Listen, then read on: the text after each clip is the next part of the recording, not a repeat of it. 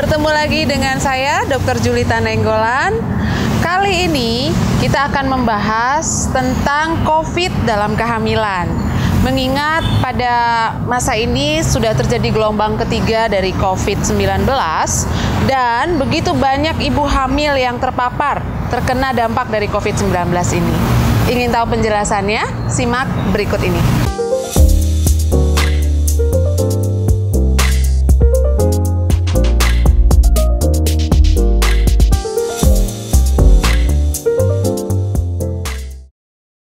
Begitu banyak peneliti ya yang sudah bergerak di bidang ini, terutama di bidang kebidanan kandungan ya. Jadi mereka sudah meneliti bahwa memang COVID-19 ini bisa berdampak kepada ibu hamil, terutama pada kasus yang berat. Jadi pada beberapa kasus yang ringan atau sedang, sebenarnya COVID-19 ini tidak terlalu berpengaruh terhadap kehamilan itu sendiri. Karena apa? Banyak sekali ibu hamil yang mulai panik gitu ya, padahal sebenarnya mungkin hanya OTG ya, atau ringan gitu, hanya batuk pilek, demam gitu ya. Tapi panik, langsung bertanya tuh ya, langsung nyerbu dokter kandungannya ya, bertubi-tubi, ini gimana kehamilan saya, bagaimana dengan janin saya gitu ya. Jadi sudah banyak ya ilmuwan dari seluruh dunia itu sudah sepakat. Jadi saya pikir udah tidak waktunya lagi untuk para bumils atau mamis untuk khawatir dan mempertanyakan, karena mereka sudah expert kan di bidangnya gitu. Mereka sudah melakukan banyak observasi, penelitian gitu ya terhadap ibu-ibu hamil, dan mereka mengatakan bahwa COVID-19 ini akan berdampak serius terhadap kehamilan jika ibu hamilnya terkena infeksi berat. Bahkan disebutkan infeksi berat yang bagaimana? Yang sampai masuk ICU, gitu kan? Jadi ada gangguan sampai gagal nafas, ya, sepsis atau infeksinya sudah mencapai ke seluruh, masuk ke daerah peredaran darah ke seluruh tubuh, kita sebutnya sistemik, gitu ya. Nah ini bisa sampai mempengaruhi kehamilannya itu sendiri, gitu. Jadi gimana sih sebenarnya antara orang yang tidak hamil dengan yang hamil? Ternyata sama-sama gitu, sama-sama resikonya bisa terkena. Bukan berarti kalau ibu hamil yang kena COVID pasti akan lebih atau cenderung akan buruk gitu. Ya betul, ibu hamil itu adalah dalam kondisi yang sistem imunnya sedang turun ya, tapi tidak meningkatkan resiko bahwa ibu hamil itu akan cenderung merasakan dampak atau infeksi yang lebih berat dari mereka yang tidak hamil gitu ya. Hanya saja pada beberapa kasus ya, tentunya dengan komorbid tertentu, memang ibu hamil bisa sampai ke titik atau ke level infeksi berat. Makanya itu ya ibu hamil tetap kita sarankan untuk jaga kesehatan, untuk nggak usah dulu ngumpul-ngumpul, nggak usah dulu melakukan perjalanan, pergi-pergi kalau memang tidak ada kepentingan yang khusus. Jadi kalau ibu hamil terpapar atau terkena infeksi COVID-19, apa yang harus dilakukan gitu ya? Jadi sama seperti yang lain ya, kita melakukan isolasi mandiri ya, dan untungnya lagi ya Kemenkes sudah mengeluarkan layanan telekonsultasi. Mereka bahkan memberikan layanan pemberian obat-obatan untuk mereka yang melakukan isolasi mandiri dengan gejala yang ringan gitu ya. Jadi ibu hamil sebenarnya nggak perlu khawatir. Nah, dengan dokter kandungannya sendiri, mamis nanti tinggal konsultasi lebih lanjut. Jadi nggak perlu terburu-buru untuk melakukan pemeriksaan USG gitu ya. Sementara kita sedang terinfeksi. Ya kalau kita terinfeksi terus kita ke rumah sakit untuk USG, jalan-jalan keluar, itu kan kita menjadi sumber infeksi gitu ya. Kita bisa menularkan infeksi kita ke orang-orang lain gitu ya. Kita juga nggak boleh egois gitu ya. Jadi kita tetap berkontak dengan dokter kandungan kita. Sekarang sudah banyak sekali layanan telekonsultasi ya, telemedicine gitu ya. Jadi vitamin-vitamin, obat-obatan yang sudah diberikan ya, itu tinggal diteruskan. vitamin-vitamin kehamilan juga tinggal diteruskan. Banyak minum air putih sesuai dengan porsinya gitu ya. Makan yang bergizi, makan yang enak, istirahat yang cukup ya. Kemudian happy ya, be happy gitu ya. Karena dengan kita tetap happy ya, sistem imun kita juga akan lebih baik gitu. Jadi kalau untuk ada treatment khusus nggak dok? Nggak ada gitu ya, sama seperti yang lain. Kuncinya adalah di kesehatan mamis. Jadi kalau mamisnya sehat, bayi juga akan sehat kok gitu.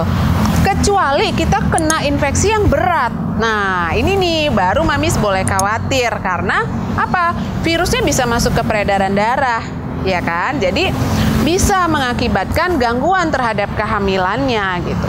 Nah jadi intinya gimana caranya supaya mamis sembuh, mamis tidak masuk ke dalam fase infeksi berat.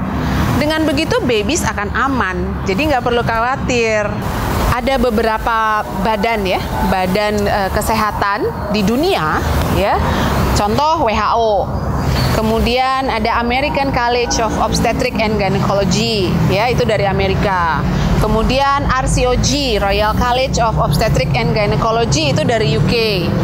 Kemudian ada lagi ISWOG namanya ya, International Ultrasound Obstetrics and Gynecology. Mereka semua sudah melakukan penelitian sedemikian rupa dan hasilnya sama, bahwa COVID-19 ya dengan gangguan atau infeksi ringan pada ibu hamil tidak mempengaruhi janin gitu ya. Jadi itu sudah cukup jelas.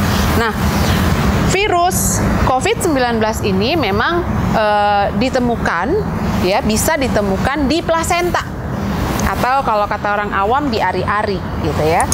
Nah, ini juga nggak banyak.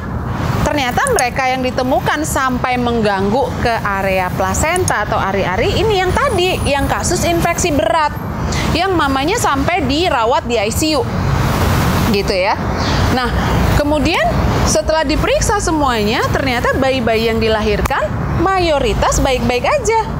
Bahkan ya, bahkan disebutkan bayi-bayi ini sudah memiliki imunoglobulin A namanya. Jadi dia punya kekebalan tersendiri yang dia dapat dari ibunya gitu ya. Jadi sebenarnya nggak perlu terlalu dikhawatirkan ya. Bahkan pemeriksaan dari keseluruhan itu hampir disebutkan hampir tidak ada terdeteksi di cairan ketuban maupun di janinnya. Jadi ada dari laporan tersebut, ada hanya sedikit bayi yang terbukti terinfeksi COVID-19. Tapi mereka belum bisa membuktikan bahwa itu dari transmisi vertikal atau dari ibu ke bayi dalam janin. Mereka masih memikirkan apakah ini terpaparnya pada saat bayi lahir, ya. Jadi mereka juga belum bisa membuktikan. Jadi berarti mayoritas memang aman-aman saja gitu ya. Tapi bukan berarti kita menyepelekan, kemudian menjadi teledor gitu ya. Kita tetap berwaspada, kita tetap hati-hati. Vaksin pada ibu hamil dan pada ibu yang menyusui. Nah, ini banyak sekali pertanyaan. Boleh nggak sih ibu hamil dan ibu menyusui itu divaksin? Gitu ya. Sebenarnya edukasi atau penjelasan ini sudah kita sampaikan berulang-ulang gitu ya. Tapi entah kenapa sampai saat ini masih banyak sekali ibu hamil yang ragu dan takut untuk memvaksinkan dirinya gitu ya.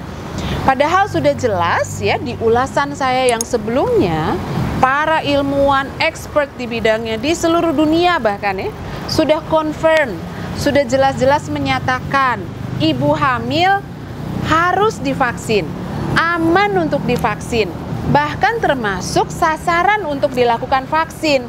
Kenapa? Karena tadi ibu hamil itu sistem imunnya tidak baik sebenarnya gitu kan. Jadi sebenarnya sasaran utama itu ya ibu hamil gitu kan. Jadi aman sekali ya. Banyak yang menanyakan nanti dengan memasukkan vaksin gen anak saya bisa berubah gitu ya. Itu hoax. Jadi sudah terbukti, semua expert sudah menyatakan ya, kalau mamis mau era digitalisasi teknologi kan sudah sangat maju.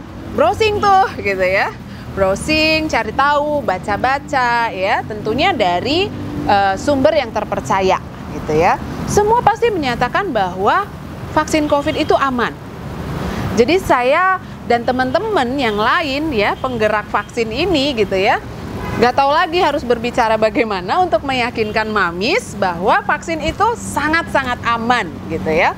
Nah, vaksin-vaksin ini tidak ada yang mengandung virus yang hidup, yang dilemahkan istilahnya. Nggak ada gitu Mamis. Jadi sebenarnya vaksin ini sangat aman untuk ibu hamil, untuk janin gitu ya.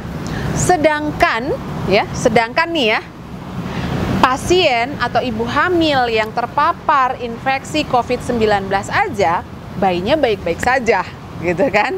Apalagi hanya sekedar vaksin gitu. Jadi saya dan teman-teman semua sangat memotivasi para ibu-ibu hamil ya, semua tidak perlu khawatir, ayo segera lakukan vaksinasi.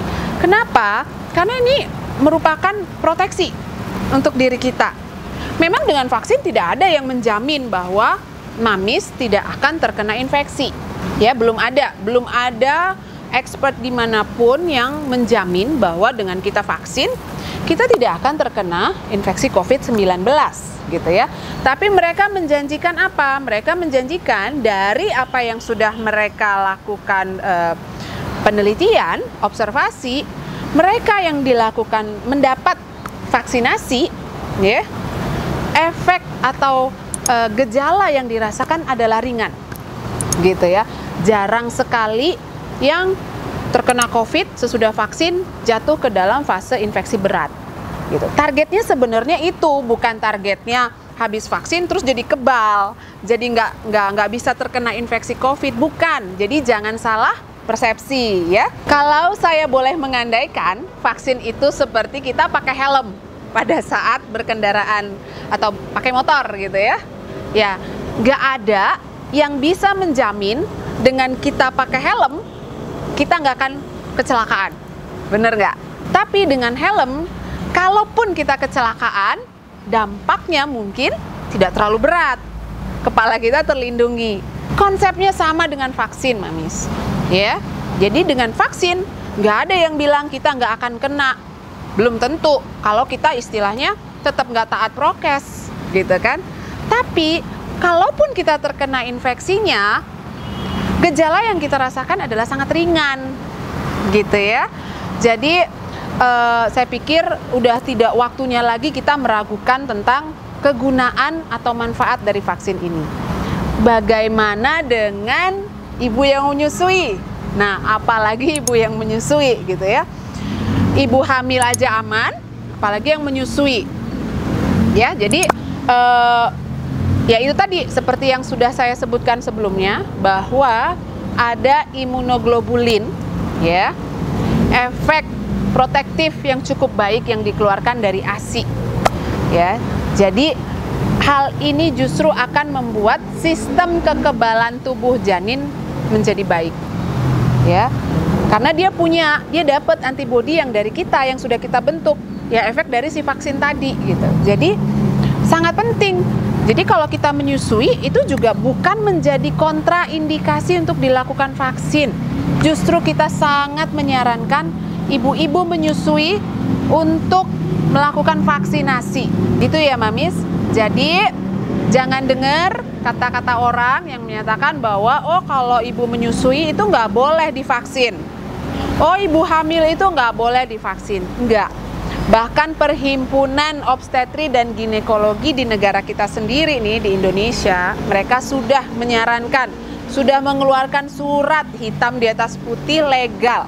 Ya kan, berarti kita bisa menjamin bahwa vaksinasi aman untuk ibu hamil dan ibu menyusui.